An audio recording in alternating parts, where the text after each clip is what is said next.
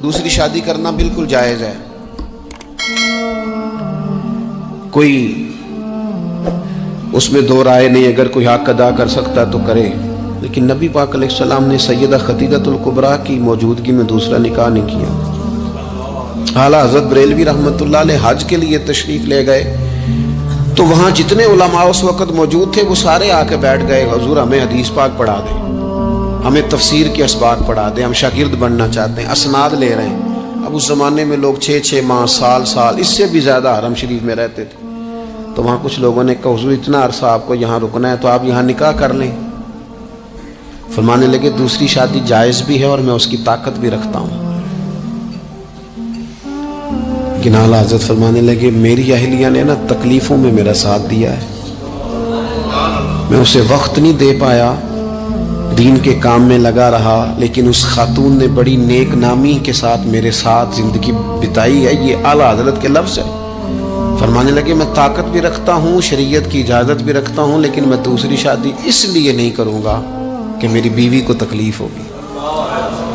لیکن یہاں جناب حالات بدلے نہیں تو عنوان بدلا نہیں۔ میں نے کہا ہے کہ ناجائز نہیں کہہ رہا میں اس کو کسی مقام پر بھی، لیکن کچھ چیزیں ایسی ہیں جس کو آگے بڑھ کر ہم سیرت اور سوانے سے لے سکتے ہیں۔ سیدہ خدیجہ الکبریٰ رضی اللہ تعالیٰ عنہا نے حضور سید عالم علیہ السلام کے ساتھ وہ وقت گزارا تھا جو اسلام پر غربت کا وقت تھا، جو کفار کی اذیتیں برداشت کرنے کا وقت تھا، جس وقت معاذ اللہ کمر مبارک پر اونٹ کی اونجڑیاں رکھی جاتی تھی، راستے میں کانٹے بچھائے جاتے تھے، پتھر برسائے جاتے تھے۔ اس موقع پر سیدہ پاک حضور کی بارگاہ عالی مرتبت میں رہی۔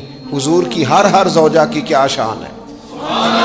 اور پھر سیدہ عائشہ صدیقہ جو محبوبہ ہیں محبوب خدا کی، کیا عظمتیں ہیں، پر سیدہ خدیجہ الکبریٰ کا انفرادی انداز ہے۔ حضرت عائشہ صدیقہ کہتی تھی میں نے اس خاتون پر ہمیشہ رشک کیا، بڑے سارے لوگ آتے تھے حضور سے ملنے، لیکن دروازے پر ایک خاتون بولی، جناب حالہ بنت خولت، دروازے پر خاتون بولی، اجازت مانگی السلام علیکم کے بعد میں آ جاؤں؟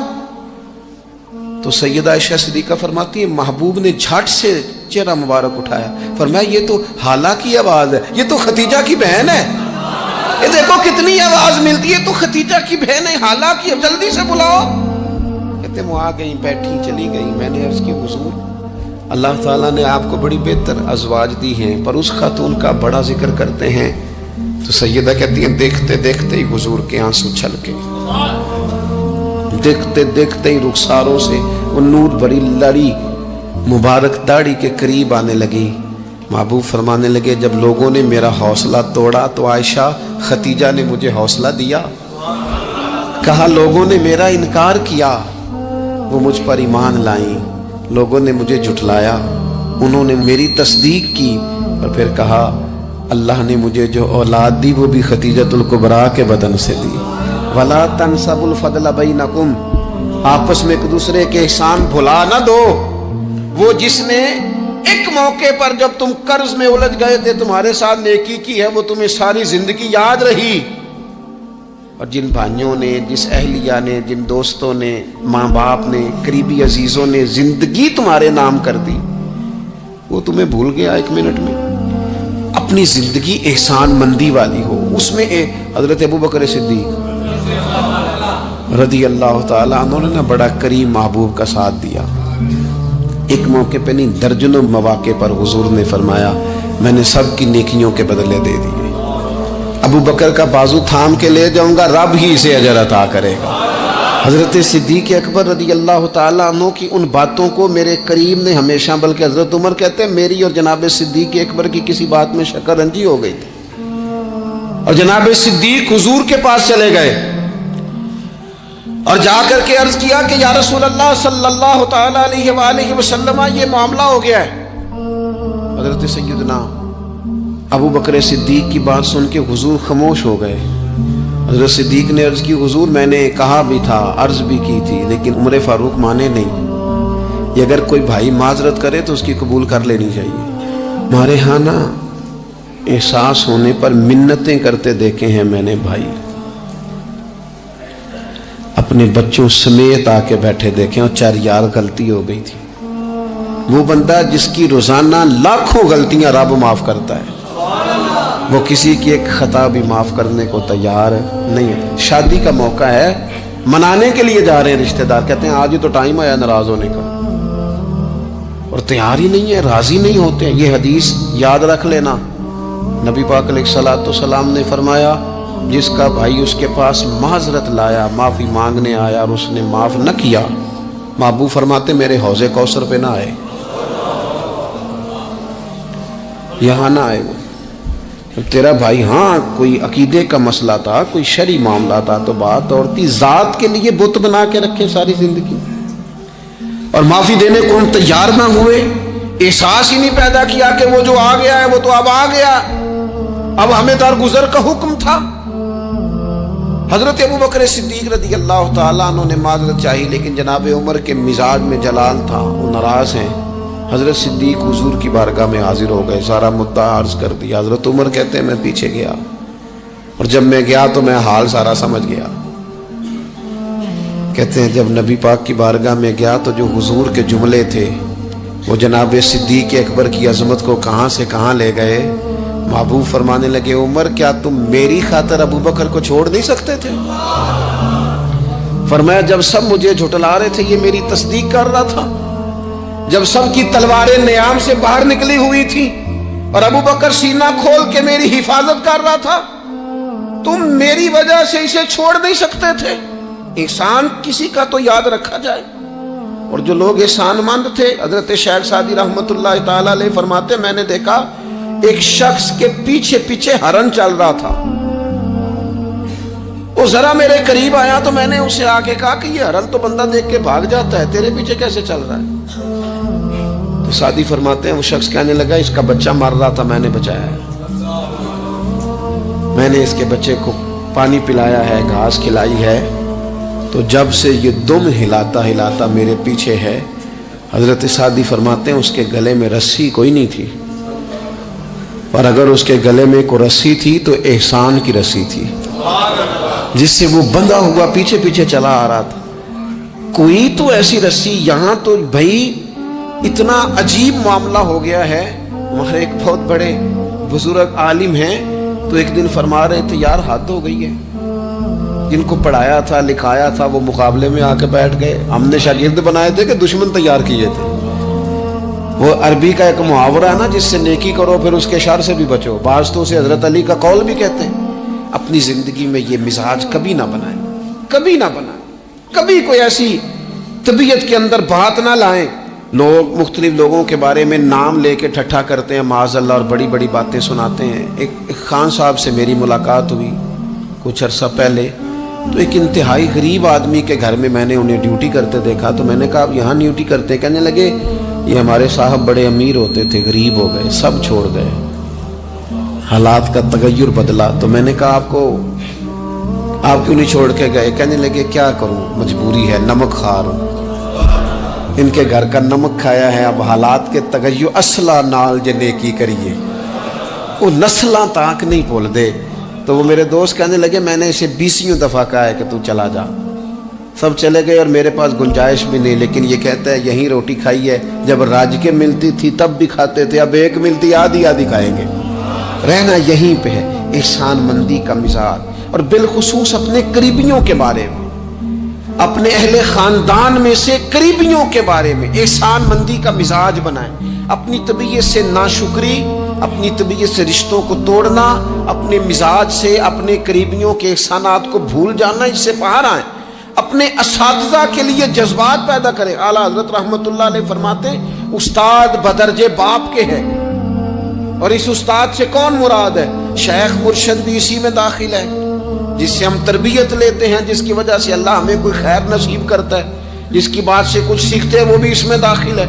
फरमाते इनका हक है, और जो हक वाले थे उन्होंने हक इस तरह समझा कि हजरत मौला अली शेर खुदा फरमाते मेरा उस्ताद अगर चाहे तो मदीने के चौक में खड़ा करके मुझे बेच दे, मैं बिक जाऊंगा, लेकिन उसके हक से मैं अब पीछे नहीं हटूंगा। 17 रमजान मुबारक को जंगे बदर हुई,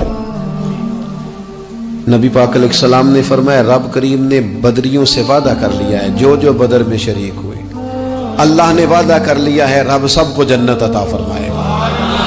اہل بدر میں سے کوئی شخص آتا نا تو صحابہ اٹھ کے اس کا استقبال کرتے ہیں۔ بدر کے لوگوں کو لوگوں نے جب کہا نا شہدائے بدر اور شہدائے احد کو فلاں فوت ہو گیا فلاں مر گیا، تو اللہ نے کہا وَلَا تَقُولُوا لِمَن يُقْتَلُ فِي سَبِيلِ اللَّهِ أَمْوَاتٌ، خبردار تم نے مردہ کہنا بھی نہیں، جائے میرے رستے میں اور پھر اسے مردہ کہا جائے، بل احیاء، بلکہ وہ زندہ ہیں، وہ زندہ ہیں۔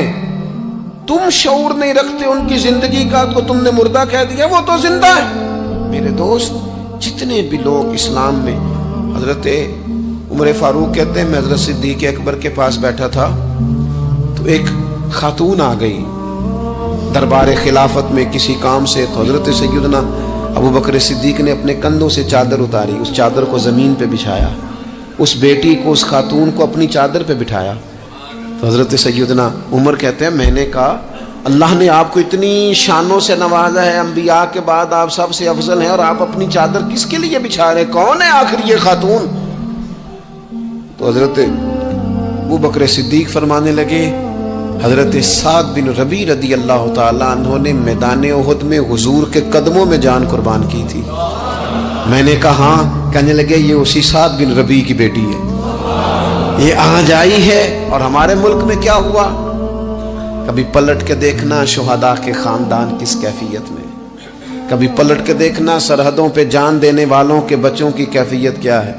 کبھی کسی تقریب میں بلا لیا جاتا ہے، دو جملے کہہ دیے جاتے ہیں، کوئی ایک آدھ میڈل بھی دے دیا جاتا ہے، لیکن کبھی پلٹ کے دیکھنا ان کی کیفیات کیا ہیں، ان کا خیال رکھا، ان چیزوں کو غور کیا گیا۔ کسی نے اگر کسی مقام پہ کوئی نیکی کی تو اس نیکی کا اعزاز رکھا گیا۔ میں نے تو اپنی زندگی میں دیکھا ہے، بڑا چھوٹا آدمی ہوں لیکن میں نے دیکھا ہے دین کا کام آپ تھوڑا کرتے ہیں، رب آپ کو اجر اتنا عطا کرتا ہے، اتنا عطا کرتا ہے کہ انسان شرمندگی میں پانی پانی ہوتا جاتا ہے کہ یہ تو بالکل میری اوقات ہی نہیں تھی، یہ تو کیفیات ہی نہیں تھی، یہ اس مسجد کے نقشے کی جب بات چل رہی تھی تو نقشہ منظور کرنے والوں میں سے ایک صاحب نے مجھے کہا اتنی بڑی مسجد بنا رہے ہیں تو وہاں تو آبادی کوئی نہیں، تو اتنی بڑی مسجد بنا رہے ہیں تو لوگ کہاں سے آئیں گے؟ تو میں نے کہا ہمیں تو پہلے بھی نہیں پتا کہاں سے آتے ہیں۔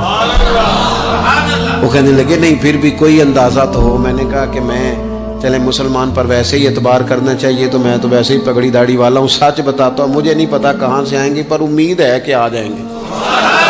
اب جو آ رہے ہیں وہ مجھے صرف ایک ہی بات کہہ رہے ہیں تہاڈی جگہ تھوڑی ہے، اے جگہ ذرا بتا لو۔ میں نے کہا ذرا ٹھہر جاؤ، جو چیزیں ہو رہی ہیں ان کو ذرا مینج کر لے۔ دیکھو اللہ تبارک و تعالی، اللہ کا رسول، دین کسی کا قرض نہیں رکھتا۔ ہمارے مخلص ہونے میں دیر ہوتی ہے، ہم اور جلدی شکوہ کرتے ہیں اپنی زبان پہ، اللہ تعالی ہمیں معاف فرمائے۔ بعض اوقات نہ چاہتے ہوئے کچھ ایسی باتیں آ جاتی ہیں جن میں بعد میں شرمندہ ہوتے ہیں، یار یہ جملہ کیوں کہا، دین تو بڑا اعزاز دینے والا۔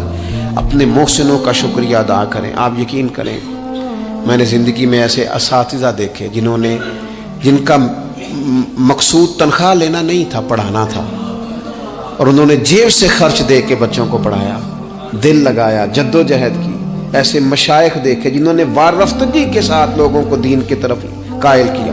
اب نہ زمانے میں تکلف پیدا ہو رہا ہے، اب طبیعتیں احسان مند نہیں رہی۔ بچے اپنے ماں باپ سے جب یہ کہیں کہ آپ نے ہمارے لیے کیا کیا ہے، اور جب شاگرد اٹھ کے اپنے استاد سے کہیں کہ اگر پڑھایا ہے تو فیس نہیں لی، مفت پڑھایا ہے۔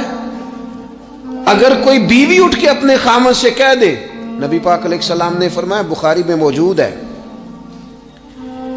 کہ ساری زندگی تم عورت کے ساتھ نیکی کرتے ہو لیکن تمہارا ایک عیب دیکھتی ہے تو وہ کہتی ہے میں نے تو کبھی تم میں کوئی بھلائی دیکھی نہیں، یہاں تو سکھ پایا ہی نہیں۔ فرمایا اس بنیاد پر کثرت سے عورتیں دوزخ میں جائیں گی۔